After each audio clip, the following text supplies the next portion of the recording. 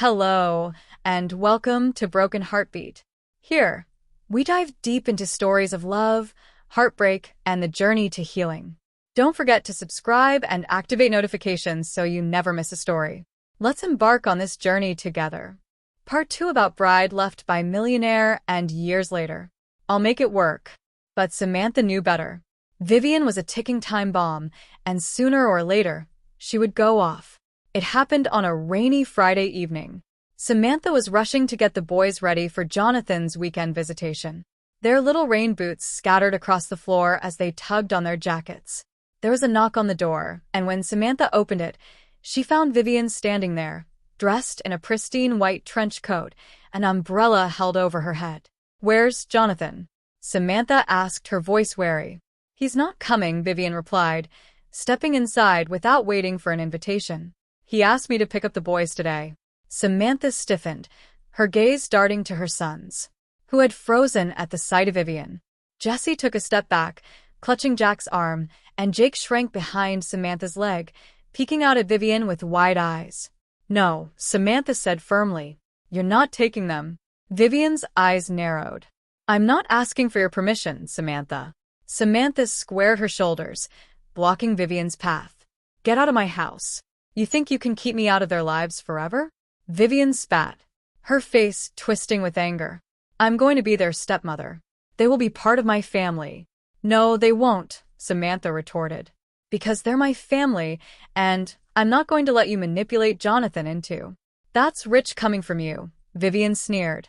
"You think you can just dangle these kids in front of him, and he'll forget about me, about us. Jonathan and I are getting married, and when we do, I'm going to make sure you never get another penny of his money." The accusation stunned Samantha into silence. She had never asked for money.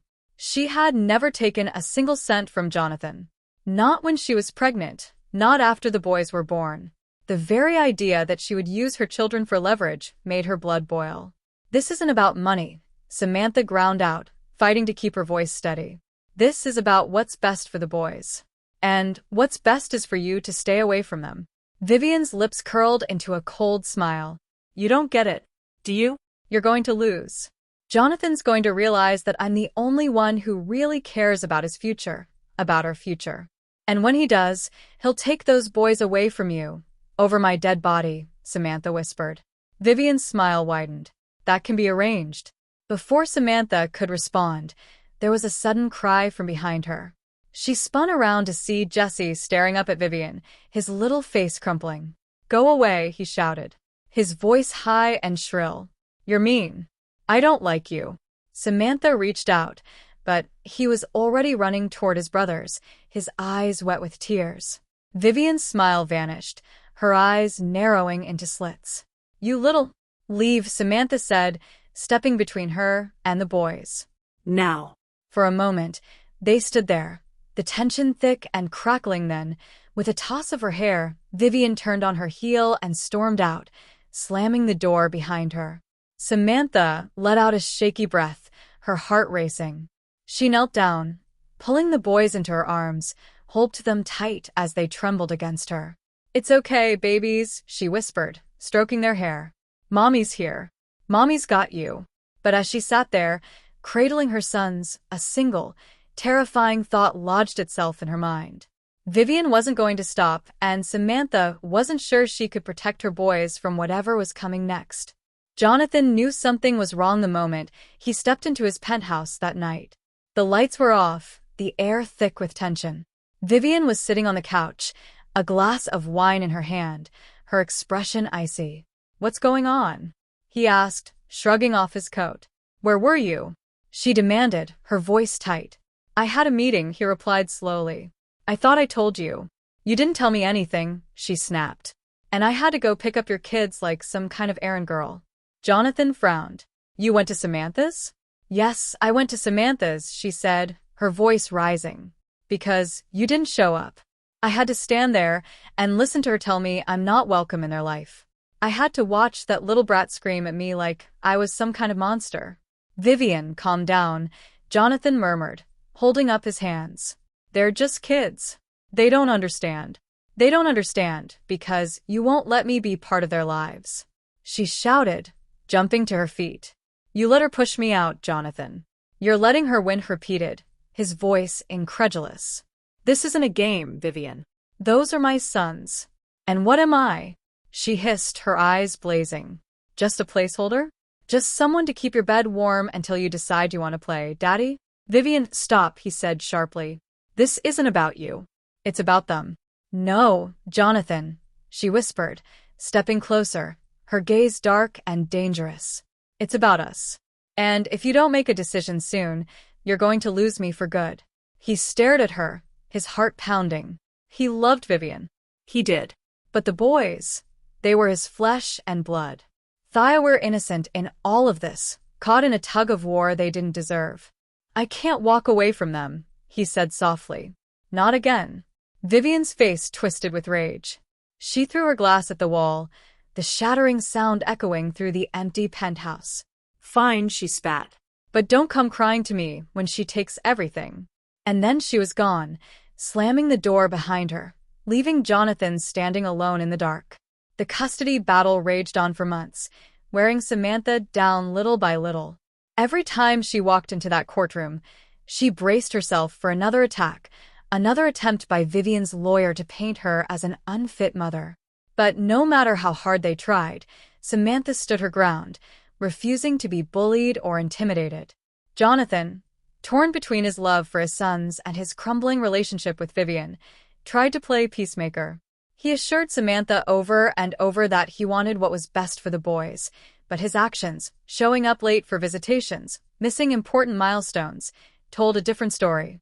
Then one day, everything changed. It was a sunny afternoon when Samantha received an unexpected call from her lawyer. Vivian had filed for full custody, not Jonathan Vivian. She was claiming that Samantha was emotionally unstable and that the boys would be better off living with Jonathan and her. The audacity of it left Samantha speechless. She can't do that, can she? Samantha whispered, clutching the phone.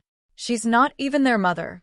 No, but she's trying to use her influence and wealth to sway the judge, her lawyer replied grimly. We need to prepare for the worst. The next hearing was a blur. Samantha sat in stunned silence as Vivian's lawyer laid out their case, twisting every detail of Samantha's life into something ugly and dangerous. They argued that Samantha's refusal to let Vivian be part of the boys' lives was damaging, that she was poisoning them against their father and his new fiancé. Samantha's heart pounded as she listened, her gaze darting to Jonathan. He looked miserable, his eyes fixed on the floor. He didn't agree with any of it. She knew that, but he didn't speak up. He didn't defend her. He just sat there, letting Vivian tear her apart. And that was when Samantha realized something. Jonathan would never change. He was weak, too afraid of losing Vivian to do what was right. He would let her destroy Samantha if it meant keeping his relationship intact. But Samantha wasn't weak, and she wasn't going to let them take her sons. White was her turn to speak. Samantha stood, her voice steady and clear. She talked about the boys, their personalities, their dreams, the way they laughed together every night before bed. She talked about the sacrifices she had made, the love and care she had given them, and the life she had built for them, all on her own. I'm not perfect, she said softly, looking directly at Jonathan.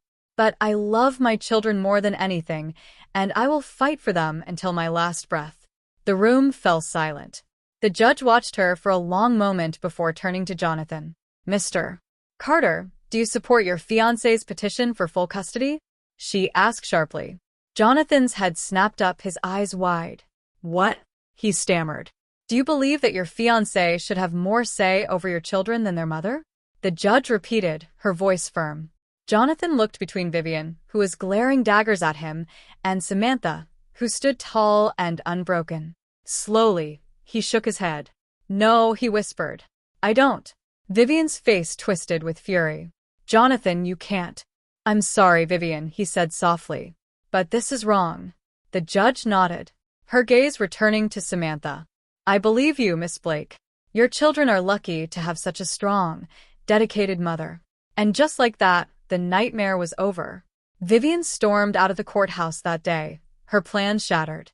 She and Jonathan broke up soon after, their engagement crumbling under the weight of bitterness and resentment. Without Vivian's influence, Jonathan stepped back, agreeing to a much smaller custody arrangement. Weekend visits, supervised at first until the boys were comfortable enough to spend more time with him. Samantha took it day by day, slowly learning to trust him again, not as a partner, but as a father to their sons. He tried harder, made more of an effort, and as the months passed, the boys began to look forward to their weekends with him. But the scars ran deep. It would take time, years perhaps, for the wounds to fully heal. Samantha knew that. And she knew Jonathan would never truly be part of their family, not the way she and the boys were. But Teet was okay, because she had won. She had fought for her children and for herself, and she had come out stronger. One evening, as she tucked the boys into bed, Jack looked up at her, his blue eyes serious. "Mommy," he whispered, "is Daddy going to come back?" Samantha's heart tightened. She knelt beside his bed, brushing a lock of hair away from his forehead. "He's always going to be your daddy, sweetheart," she murmured. "But he's not coming back to live with us, no?" Jack nodded slowly, his little brow furrowing. "That's okay," he said finally. "'Cause we have you." Samantha smiled, her heart swelling with love. "Yes, you do," she whispered. "You always will."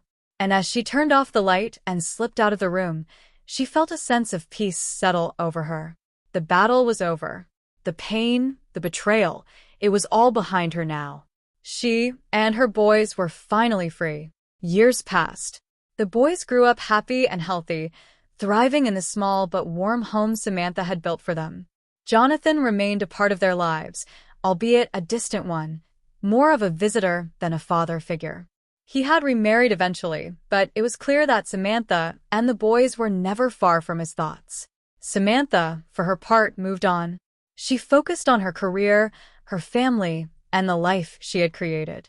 She started her own business, a small marketing firm that quickly gained a reputation for its integrity and creativity.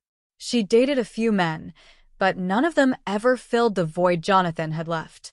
But she was okay with that. One sunny afternoon, Samantha stood at the edge of a soccer field. Watching Jesse sprint across the grass, his face lit up with excitement. Beside her, Jake and Jack cheered him on, their voices mingling with the roar of the crowd. For the first time in a long time, Samantha felt content, complete. She had fought. She had lost and won, broken and rebuilt herself. And in the end, she had found something even better than what she had lost. Peace, strength, and a future filled with hope. As the boys ran toward her, their faces flushed with happiness, Samantha smiled, opening her arms wide. Because this love, this family was all she had ever needed. Samantha's story is one of resilience, strength, and the fierce love of a mother determined to protect her children from heartbreak and betrayal. Through a grueling custody battle and ultimate triumph, Samantha never gave up on herself or her boys. Despite Jonathan's abandonment and Vivian's cruel attempts to tear her family apart, Samantha proved that true strength comes from within and that no amount of wealth or power can ever replace a mother's love. I sincerely hope you enjoyed the story. I'm sure the next video appearing on your screen will also move you. Don't forget to subscribe to the channel, give it a like, and activate the notification bell so you don't miss our upcoming videos. A big kiss and see you in the next story.